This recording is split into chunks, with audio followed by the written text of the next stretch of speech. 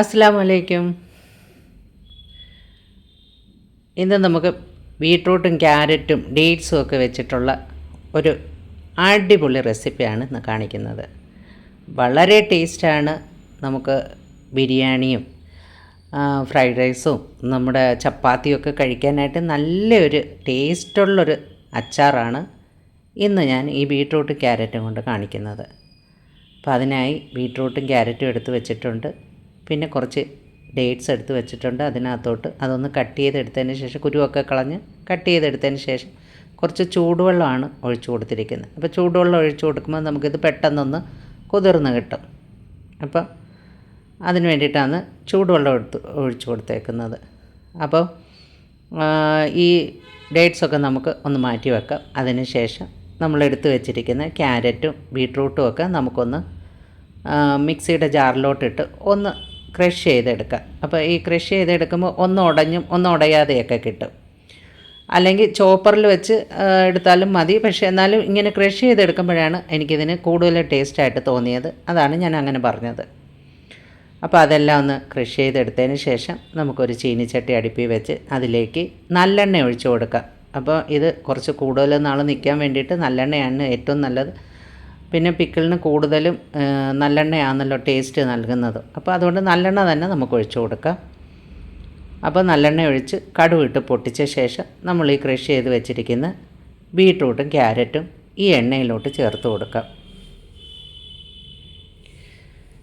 രണ്ടും എണ്ണയിലിട്ട വശം വീണ്ടും നമ്മൾ നന്നായിട്ട് മിക്സ് ചെയ്തുകൊണ്ടേയിരിക്കണം. അപ്പോൾ എൻ്റെ ഈ ചട്ടി ഞാൻ പറഞ്ഞിട്ടുണ്ട് ചിലപ്പോൾ അടുക്കി പിടിക്കുക. അത് കാരണം ഞാൻ കുറഞ്ഞ തീയിലിട്ടാണ്, അതായത് ലോ ഫ്ലെയിമിലിട്ടും മീഡിയം ഫ്ലെയിമിലിട്ടും കൈ എടുക്കാതെ ഇളക്കി കൊടുത്താണ് ഞാനിത് റെഡിയാക്കി എടുക്കുന്നത്. അപ്പോൾ ഇത് നമ്മൾ അങ്ങനെ എല്ലാം തട്ടിയിട്ട് കൊടുത്ത വശം തന്നെ നമ്മൾ ഇളക്കി യോജിപ്പിച്ച് നന്നായിട്ട് ആ ചെറിയ തീയിൽ കിടന്ന് നന്നായിട്ടൊന്ന് വെന്ത് വയണ്ട് ഒക്കെ കിട്ടണം. അപ്പോൾ ഒന്ന് കുഴഞ്ഞ് നല്ല വെന്ത് കിട്ടുന്ന രീതിയിൽ വരെ നമുക്കിത് വഴറ്റിക്കൊണ്ടേയിരിക്കാം.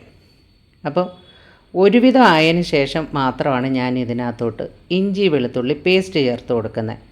അപ്പോൾ അല്ലാന്നുണ്ടെങ്കിൽ ഇഞ്ചിയും വെളുത്തുള്ളിയും ചെറുതായിട്ട് അരിഞ്ഞത് കടുവിട്ട് പൊട്ടിക്കുമ്പം തന്നെ നമുക്കിത് ചേർത്ത് കൊടുക്കാം.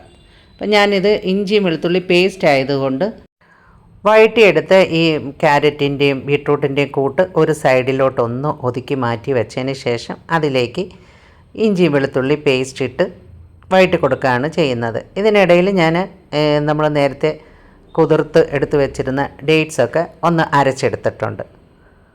അതിനുശേഷം നമുക്ക് അത് മാറ്റി വെച്ചതിന് ശേഷമാണ് പിന്നെ ഈ ഇഞ്ചിയും വെളുത്തുള്ളിയും ചേർത്ത് കൊടുക്കുന്നത്. കൂടെ 2-3 പച്ചമുളക് കട്ട് ചെയ്തതും കൂടെ ചേർത്ത് കൊടുക്കാം. എന്നിട്ട് ആ സൈഡിലിട്ട് തന്നെ നമുക്ക് ഇതൊന്ന് വഴറ്റിയെടുക്കാം. ഒരു 3-4 പ്രാവശ്യം ഒന്ന് ഇളക്കി കഴിഞ്ഞതിന് ശേഷം പിന്നെ നമുക്ക് എല്ലാം കൂടി ഇട്ടൊന്ന് കൂട്ടി യോജിപ്പിച്ച് വഴറ്റിയെടുക്കാം. അങ്ങനെയാണ് ഞാനിത് ചെയ്തിരിക്കുന്നത്. ഇതുപോലെ ചെയ്താലും നല്ല ടേസ്റ്റാണ്. പിന്നെ ഞാൻ പറഞ്ഞതുപോലെ അരിഞ്ഞിട്ട് ചേർത്താലും അതും വലിയ കുഴപ്പമില്ല. അപ്പോൾ അങ്ങനെയാണ് ഞാനിതിൽ ഇഞ്ചി വെളുത്തുള്ളി ചേർത്തിരിക്കുന്നത്. അങ്ങനെ ഇതെല്ലാം വീണ്ടും നമുക്കിത് ചെറുതീയിലിട്ടോ മീഡിയം ഫ്ലെയിമിലിട്ടോ നന്നായിട്ട് ഇളക്കി കൊടുത്തുകൊണ്ടിരിക്കണം. അങ്ങനെ ഇളക്കിയൊക്കെ കൊടുത്ത് നന്നായിട്ടൊന്ന് വേവിച്ചെടുക്കാം. അപ്പോൾ ഇടയ്ക്കിടയ്ക്ക് ഞാനൊന്ന് അടച്ച് വെച്ച് വേവിക്കുന്നുണ്ട്. അതിനുശേഷം പിന്നെ ഇങ്ങനെ ഇളക്കി കൊടുത്താണ് വേവിക്കുന്നത്. അങ്ങനെ അപ്പോൾ അതിൻ്റെ ആ പച്ചമണമൊക്കെ മാറി ഈ ബീട്രൂട്ടും ക്യാരറ്റും വേകാൻ വലിയ താമസമില്ല. ഒന്നാമത് നമ്മൾ ക്രഷ് ചെയ്തെടുത്തിരിക്കുന്നതുകൊണ്ട് തന്നെ പെട്ടെന്ന് വെന്ത് കിട്ടുകയും ചെയ്യും. അങ്ങനെ നന്നായിട്ടൊന്ന് വെന്ത് കിട്ടിയതിന് ശേഷമാണ് നമ്മളിതിലേക്ക് പൊടിവകകൾ ചേർത്ത് കൊടുക്കുന്നത്.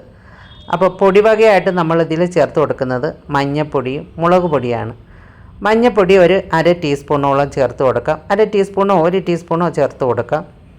പിന്നെ ചേർക്കുന്നത് കാശ്മീരി ചില്ലി പൗഡറാണ്. അപ്പോൾ നമുക്കിതിന് എരിവ് അധികം ആവശ്യമില്ല. അതുകൊണ്ട് കാശ്മീരി ചില്ലി പൗഡർ മാത്രം ചേർത്താൽ മതി.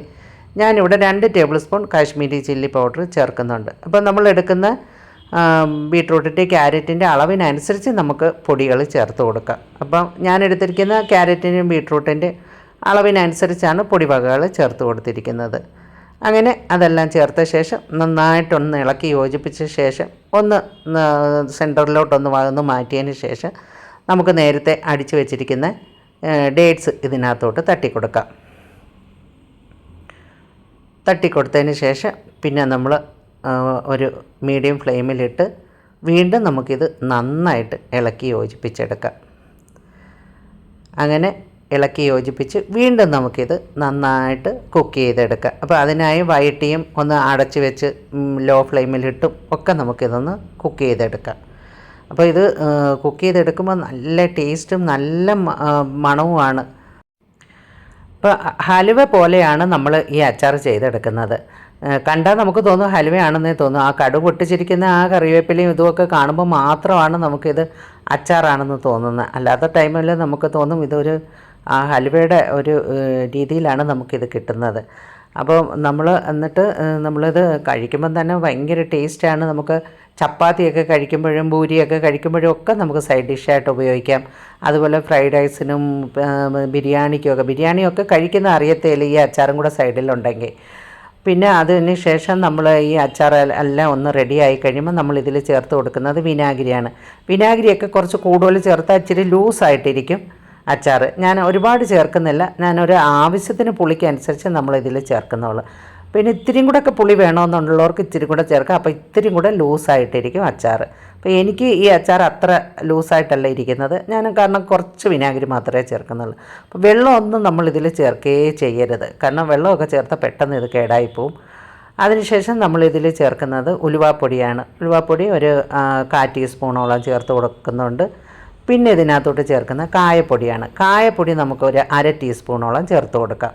അപ്പോൾ കായത്തിൻ്റെ ഒരു മണമൊക്കെ നല്ല മുന്തി നിൽക്കണം. അപ്പോൾ അതനുസരിച്ച് വേണം കായപ്പൊടി ചേർത്ത് കൊടുക്കാൻ. പിന്നെ നമ്മൾ ഇതിൻ്റെ മധുരം ഒന്ന് ബാലൻസ് ചെയ്യാനായിട്ട് ശർക്കരപ്പൊടിയാണ് ചേർത്ത് കൊടുത്തിരിക്കുന്നത്. അപ്പോൾ ശർക്കരയുടെ രുചി ഇഷ്ടമില്ലാത്തവർക്ക് പഞ്ചസാര ചേർത്ത് കൊടുക്കാം. ഞാനിവിടെ ശർക്കരപ്പൊടിയാണ് ചേർത്ത് കൊടുത്തിരിക്കുന്നത്. അത് നമുക്ക് ഓരോരുത്തർക്ക് മധുരം എത്രത്തോളം വേണമെന്ന് വെച്ചാൽ അതനുസരിച്ച് നമുക്ക് ചേർത്ത് കൊടുക്കാം.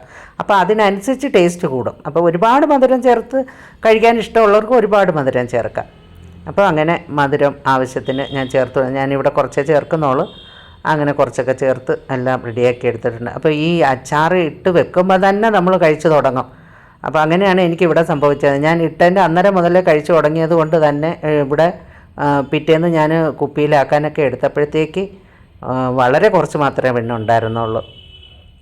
അതുപോലെ പിന്നെ നമുക്ക് ആവശ്യത്തിന് ഏറ്റവും അവസാനം നമുക്ക് ആവശ്യത്തിന് ഉപ്പ് ചേർത്ത്. അപ്പോൾ എല്ലാം ചേർത്ത് കഴിഞ്ഞിട്ട് ഉപ്പ് ചേർക്കുമ്പോൾ അപ്പോൾ ഉപ്പ് എത്രത്തോളം നമുക്ക് വേണമെന്ന് അറിയാൻ പറ്റും. അതിന് ഉപ്പൂടെ ചേർത്ത് കഴിയുമ്പോഴത്തേന് ഉപ്പൂടെ കലിഞ്ഞിറങ്ങുമ്പോൾ ഇതിനകത്ത് ഒരുവിധം നന്നായിട്ട് വെള്ളം കാണും.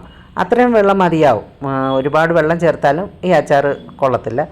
അപ്പോൾ നമുക്ക് ഇങ്ങനെ ആവശ്യത്തിന് ഉപ്പും ചേർത്ത് വീണ്ടും ഇളക്കി കൊടുക്കാം. ഇളക്കി കൊടുത്ത് എല്ലാം ഒന്ന് തത്തിപ്പൊത്തി എടുത്തതിന് ശേഷം നമുക്കിതൊന്ന് അടച്ച് വെച്ച് ഒരു 2 മിനിറ്റ് ചെറുതീയിലിട്ട് ഒന്നുകൂടെ ഒന്ന് കുക്ക് ചെയ്ത് ആവിയേറ്റി എടുക്കാം. അപ്പോഴത്തേക്ക് നമ്മുടെ ഈ അച്ചാർ റെഡിയായി കഴിയും. അപ്പോൾ ഈ സമയത്ത് നമുക്ക് ഉപ്പും മധുരവും പുളിയും ഒക്കെ ഒന്ന് നോക്കിയിട്ട് ഏതാ വേണ്ടതെന്ന് വെച്ചാൽ അത് നമുക്ക് ചേർത്ത് കൊടുക്കാവുന്നതാണ്.